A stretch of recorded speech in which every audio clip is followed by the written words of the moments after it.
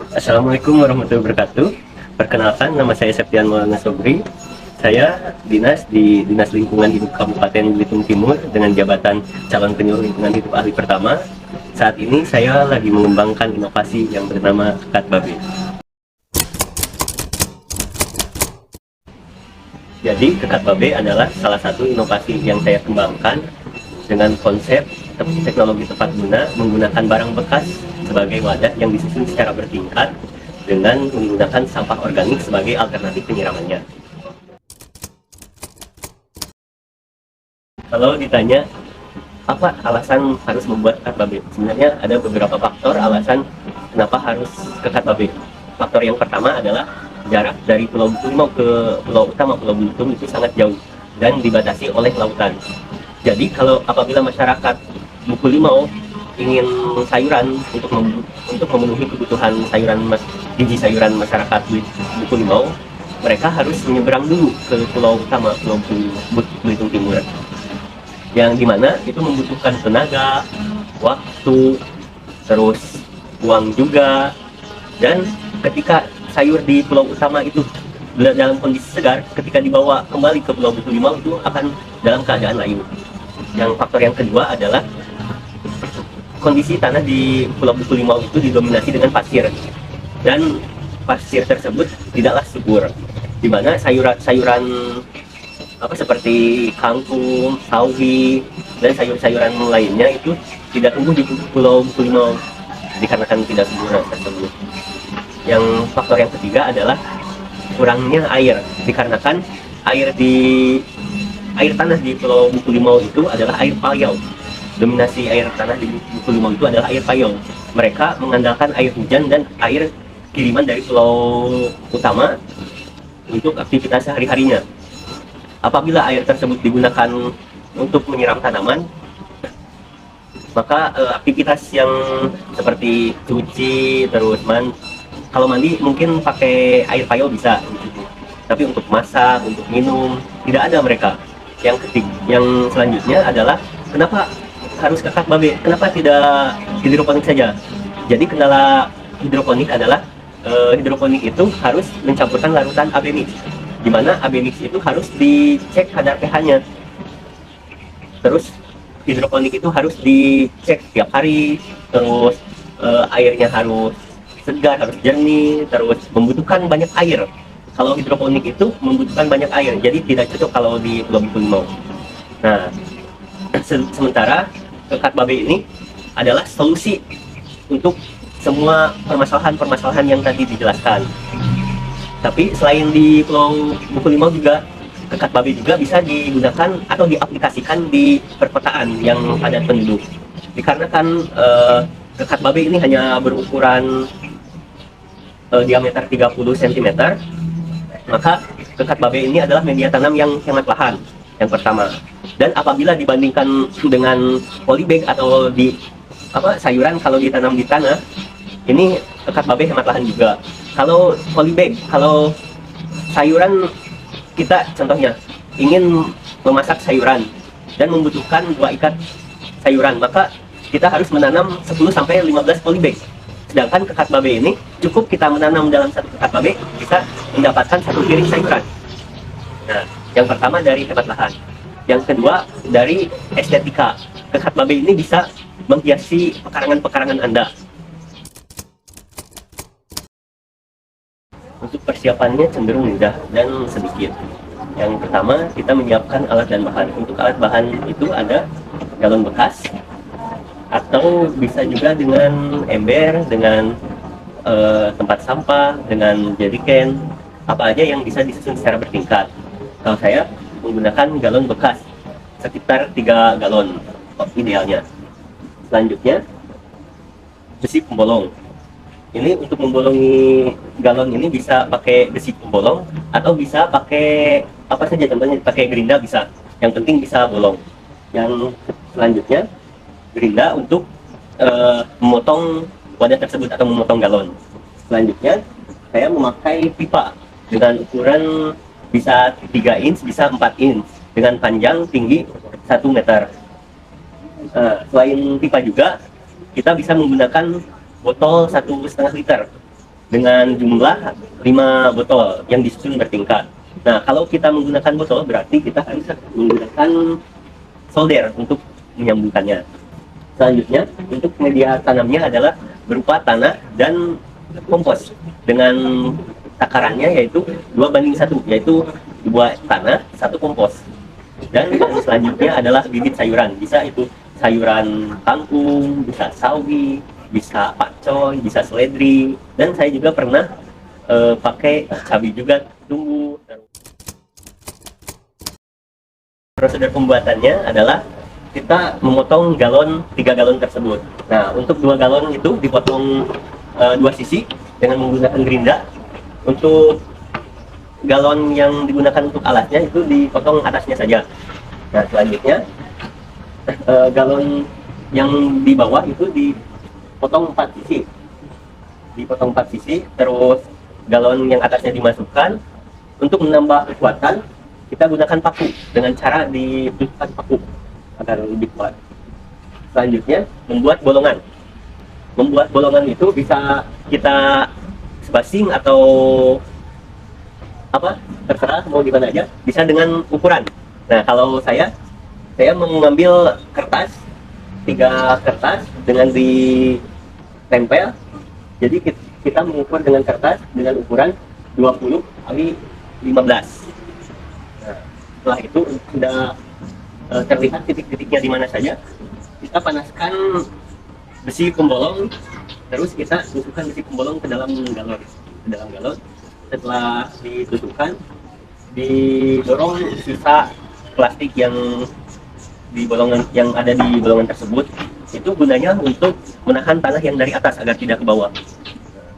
Setelah itu kita membolongi pipa dengan cara dengan flap.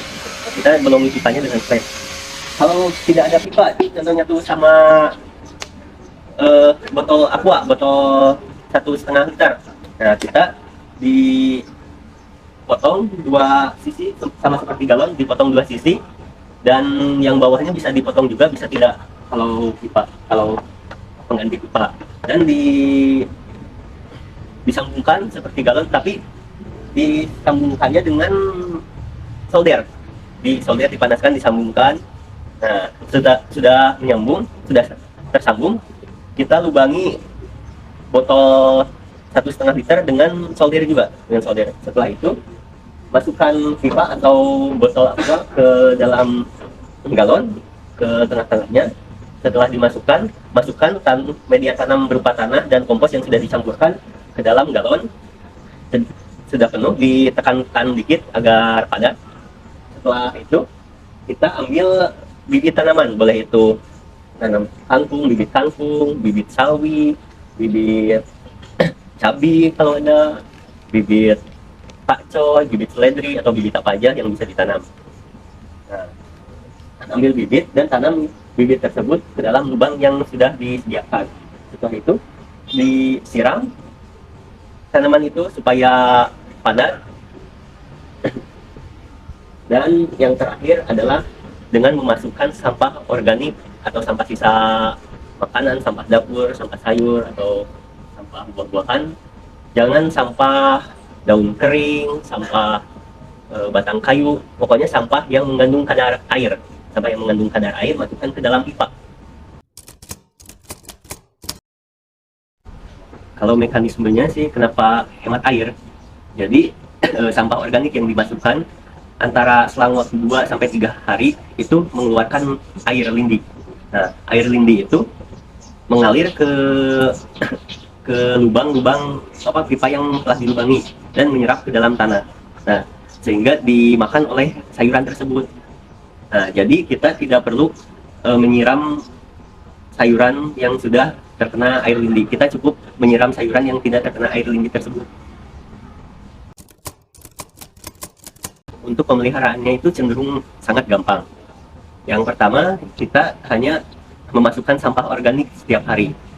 Yang kedua, kita hanya mengambil gulma-gulma, dicabut gulma-gulma. Yang ketiga, ketika sayuran itu sudah siap panen, kita hanya memetik atau memotong daunnya saja dan sisakan 1 daun Gunanya untuk apa? Jadi gunanya agar si tanaman sayuran itu tumbuh kembali.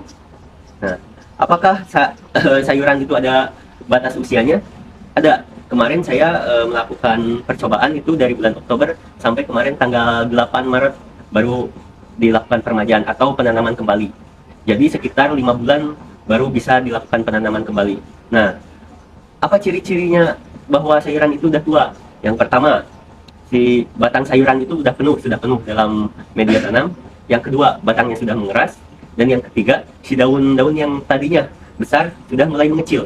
Itu tandanya sayuran tersebut sudah tua. Untuk kendalanya, yang pertama ketika memotong galon ataupun ketika melubangi pipa. Nah, ketika kita memotong galon, otomatis bubuk-bubuk butiran-butiran plastik itu berterbangan dan mengganggu aktivitas kita. Nah, adapun solusinya dengan memakai APD atau memakai masker, memakai penutup mata. Nah, yang selanjutnya, ketika kita memasukkan sampah organik, lama-kelamaan sampah di dalamnya akan menjadi kompos dan akan penuh. Nah, solusinya adalah dengan kita mengeluarkan sampah organik tersebut dan menggantinya dengan yang baru. Yang ketiga itu hama. Nah, untuk hama itu sendiri dikarenakan yang hamanya dengan intensitas rendah dan tidak mengganggu hingga menyebabkan kematian pada sayuran, jadi boleh dilakukan penyemprotan insektisida ataupun boleh tidak.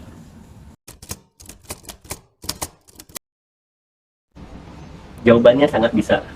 Jadi selain kekat babi bisa diterapkan di Pulau Buku Limau atau pulau-pulau kecil lainnya, kekat babi juga bisa diterapkan di pulau utama atau di perkotaan yang jumlah penduduknya lebih padat dari pulau-pulau kecil. Adapun faktor yang menyebabkan kekat babi ini bisa diterapkan di pulau-pulau yang besar jumlah penduduknya adalah kekat babi ini hemat lahan dibandingkan dengan kita menanamnya di tanah ataupun di polybag. Contohnya, kalau kita menanam di polybag itu membutuhkan 10-15 polybag untuk menghasilkan satu piring sayuran. Tapi dengan kita menanam sayuran itu dalam kekat babe, kita dapat menghasilkan satu piring sayuran itu dalam satu kekat babe. Nah, yang kedua, dari segi estetika. Kalau kita menanam sayuran dan di kekat babe dan menyimpannya di halaman rumah, akan menambah estetik kecantikan pekarangan rumah kita. Yang ketiga, kegiatan kekat babe ini adalah kegiatan yang mendukung salah satu program bupati kita, Bupati Belitung Timur, yaitu Yuk Rumah. Harapan saya ke depannya, kekat babe ini dapat bermanfaat bagi masyarakat, terutama masyarakat Pulau Buku Limau. Sayurannya bisa dipanen dan dikonsumsi oleh masyarakat untuk memenuhi kebutuhan gizi sayuran masyarakat Pulau Buku Limau. Untuk permasalahan sampah, mau sampah organik, sampah anorganik itu dapat teratasi dengan kekat babe. Untuk sampah organik yang menjadi kompos dapat digunakan kembali. Dan apabila masyarakat Belitung Timur, masyarakat Pulau Belitung mau mengaplikasikannya, semoga dapat bermanfaat, semoga dapat mendukung program Bupati Belitung Timur yaitu Yuk Rumah. Terima kasih kepada pihak-pihak yang telah mendukung inovasi ini. Terima kasih kepada Kepala Dinas Lingkungan Hidup, Bapak Nofis Edward. Terima kasih kepada Kepala Bidang Persampahan dan Peningkatan Kapasitas Lingkungan, Bapak Widianto. Terima kasih juga kepada rekan-rekan bidang persampahan dan peningkatan kapasitas lingkungan hidup. Terima kasih kepada rekan-rekan Dinas Lingkungan Hidup Kabupaten Belitung Timur. Terima kasih juga kepada tim Gasfilm, kepada Pak Irsan, kepada Pak Hasbullah, Pak Tatan, dan kepada Pak Abdurrahim. Ikut penuturan dari saya. Mohon maaf apabila ada kesalahan. Wassalamualaikum warahmatullahi wabarakatuh.